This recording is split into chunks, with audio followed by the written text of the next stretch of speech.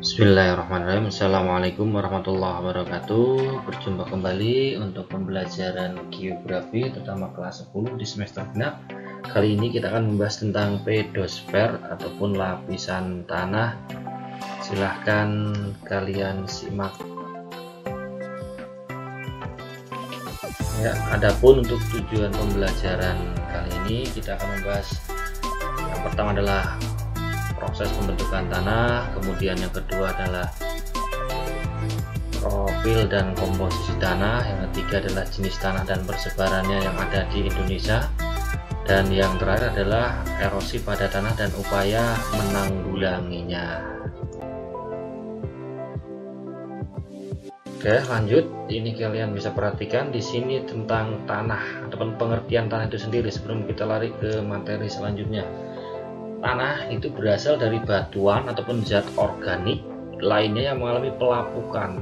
Ya, berubahnya batuan ataupun zat organik menjadi bibit-bibit tanah dikarenakan oleh beberapa faktor. Yang pertama itu adanya suhu, pemanasan matahari pada siang hari dan pendinginan pada malam hari. Yang kedua adalah air, batuan yang sudah retak, pelapukan dipercepat oleh air. Yang ketiga vegetasi atau tumbuhan, ini akar tumbuhan dapat merobos dan memecah batuan.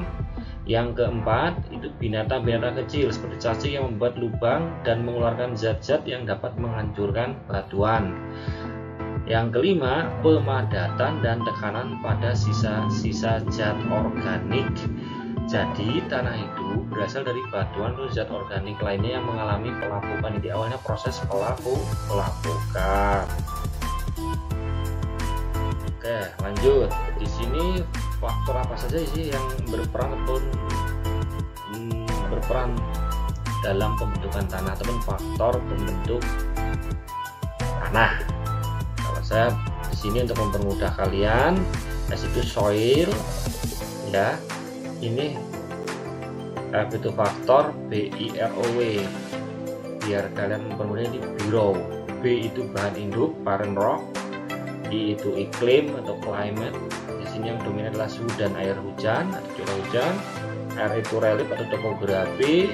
O itu organisme atau makhluk hidup, dan W proses waktu atau time.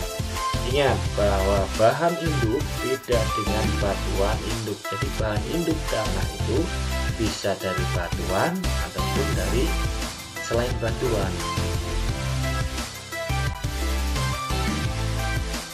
Oke, lanjut. Di sini kita kasih satu persatu tentang profil tanah. Ini kalau tanah diiris secara melintang vertikal di atas ke bawah, ataupun maka akan membentuk namanya profil tanah. Kalau yang paling jelas itu kalau kalian amati pada misalkan ada longsoran yang baru pasti ada istilahnya kayak lapisan-lapisan yang sama kayak pada lapisan tanah. Ini gambar sebenarnya sini. Ini paling atas, misalnya ditumbuhi oleh pepohonan, ya, vegetasi, rumput, apapun. Di sini gambarnya akar. Kurang lebih ada topsoil yang kayak akan material organik. Kemudian ada horizon O, A. Kemudian horizon B, horizon C, dan batuan induk di sini. Topsoil ada yang mengatakan horizon O, sama juga ya. Disinilah biasanya zona perakaran antara topsoil sama horizon A. Oke, kemudian ada yang mengatakan di sini adalah horizon O, horizon A, horizon B, kemudian di sini itu regolith dan ini bedrock, ada yang mengatakan seperti itu, sama juga.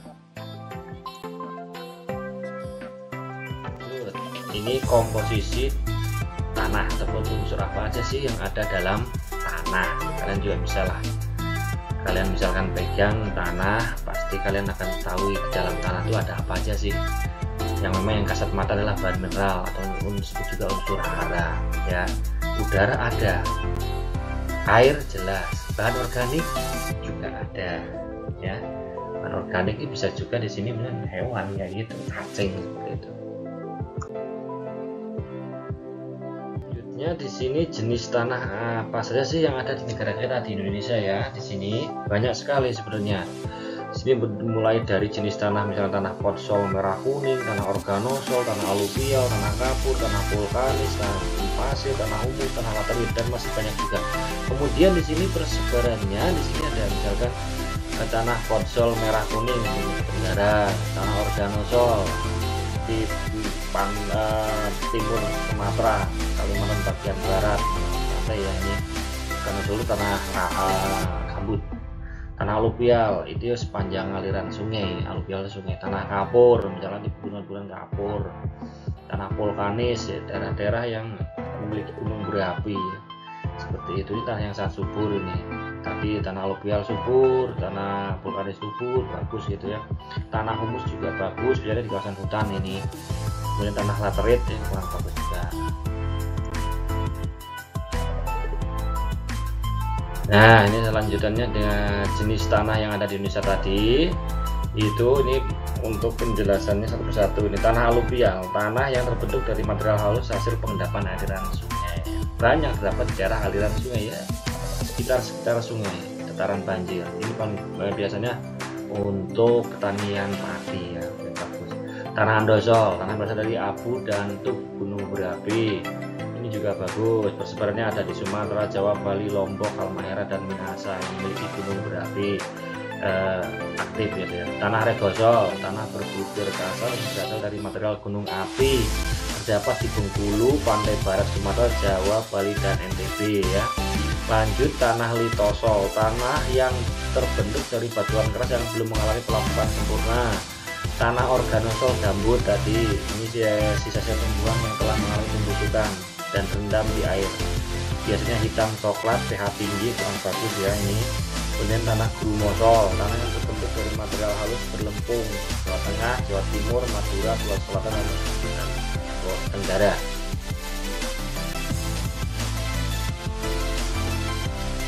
Oke, kalian perhatikan gambar ini. Di sini saya tampilkan beberapa mungkin ya sedikit foto tentang tanah nih, jenis tanah tadi ya. Tanah humus, tanah andosol, tanah aluvial, entisol, grumosol, dan inseptisol ya. Inseptisol. Ya, ini juga masih gambar komponen tanah. Ada tanah laterit, latusol, oksisol, padas, litosol, kapur ya di sini ya, pasir, podsol, mergel, organosol, podsol, tanah liat. Setelah gambar-gambarnya, kita lanjutkan pembahasan jenis tanah yang Indonesia tadi. Di sini ada tanah latosol, tanah yang banyak mengandung zat besi dan aluminium. Tanah ini sering disebut dengan tanah merah yang banyak dijumpai di pegunungan. Mungkin ya di sekitar lingkungan sekolah kita itu ada gitu ya. Ini ada di Jawa Tengah, Jawa Timur, Bali, Lampung, Kalimantan Tengah, Sumatera Barat. Tanah podsol merah kuning, tanah yang terdiri ataupun terjadi dari pelapukan batuan yang mengandung kuarsa pada iklim basah dan curah hujan 2.500 sampai 3.500 mm per tahun.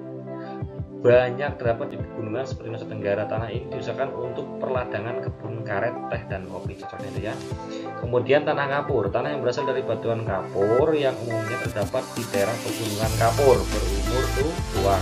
Tanah ini biasanya tidak subur, tapi masih dapat ditanami pohon jati seperti pegunungan Kendeng, Blora, Jawa Tengah, dan di pegunungan Sewu, Gunung Kidul. Kalau di sekitar kecamatan di Surabaya itu adanya di Gunung Curi, tanah kapur.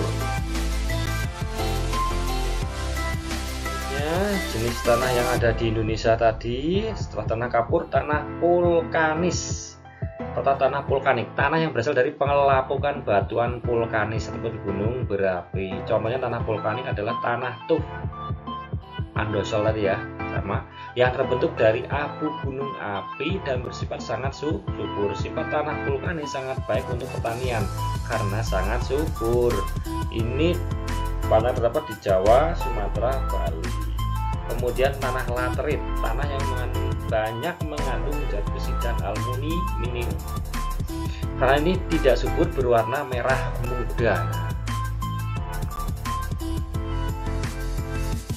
Oke, setelah kita tadi mempelajari jenis-jenis tanah yang ada di Indonesia, tanah apa saja yang termasuk tanah subur dan tanah kurang subur. Sekarang kita kaji selanjutnya adalah erosi tanah. Ya, erosi pada tanah ataupun kerusakan pada tanah.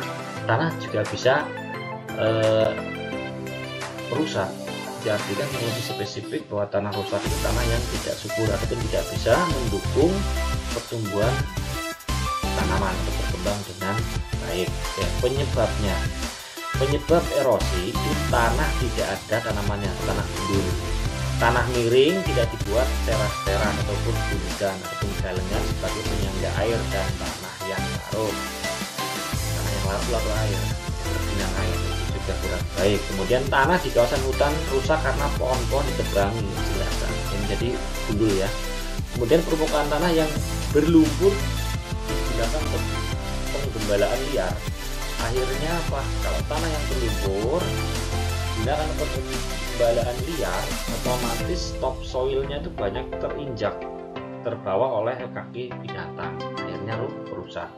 Oke, kemudian itu penyebabnya ada kurang lebih 4. Mungkin kalian juga bisa mencari dari referensi yang lain dan bahasa yang lain, kurang lebih sama seperti ini.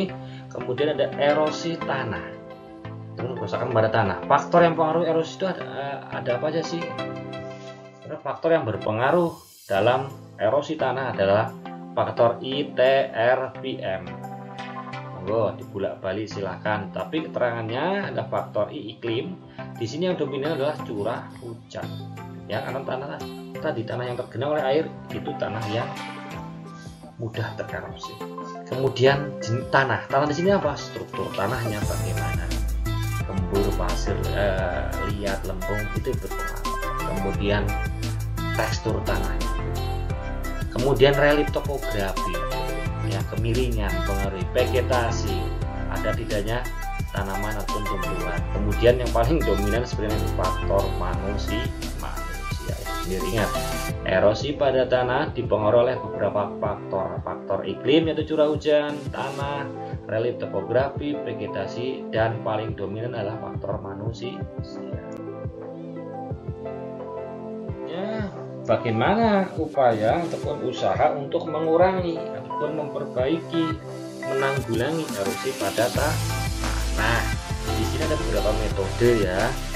Itu ada metode vegetatif. Vegetatif itu biasanya menggunakan tanaman pun ditanam, ya kayak gitu. Itu ada contour strip cropping, penanaman tanaman sesuai garis kontur. Kemudian ada crop rotation, pergiliran tanaman. Supaya apa? Supaya dalam tanah tadi unsur haranya tetap terjaga. Kemudian penggunaan sisa-sisa tumbuhan untuk konservasi tanah dapat dalam bentuk mulsa ataupun pupuk hijau. Ya, pupuk hijau ya, itu juga ini metode vegetatif. Kemudian yang kedua, metode mekanik. Metode mekanik ataupun fisik yaitu dengan contour farming ataupun pembajakan ataupun pertanian sesuai garis kontur lah, kurang lebih begitu. Kemudian pembuatan gulu dan galengan. Gulu dan galengan itu galengan untuk menahan laju pergerakan air, karena air itu sifatnya melarutkan dan membawa unsur hara yang ada dalam tanah, terutama pada tanah yang tidak ada tanamannya, sehingga apa bisa merusak pada topsoil ataupun horizon pada tanah. Kemudian terasering sengketa ini dibuat biasanya pada daerah-daerah ya pegunungan, dibuat teras bangku, terasering sengketa. Kemudian untuk apa? Untuk menahan laju aliran air, karena air tadi air hujan itu membawa tanah ya kayak gitu. Kemudian ketiga adalah metode kimia dan penggunaan pupuk kimia. Walaupun ini ya sedikit banyak ya kritik lah, karena apa? Kimia dalam jumlah yang banyak juga akan merusak. Sekian untuk materi pada pertemuan kali ini membahas tentang fotosfer. Kalaupun ada nanti pertanyaan, silakan kalian tentukan aja di kolom komentar. Atas perhatiannya Bapak ucapkan terima kasih. Silakan kalian pelajari, kalian baca dari referensi yang lain untuk menambah wawasan.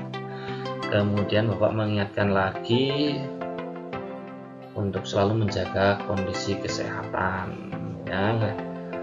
Nah, kurangi mobilitas keluar rumah, kemudian gunakan masker kalau keluar, hindari berkerumun, jaga jarak, dan ingat tetap semangat. Sekian dari Bapak, kurang lebihnya minta maaf. Wabillahi taufiq wal hidayah. Wassalamualaikum warahmatullahi wabarakatuh. Hatur nuhun.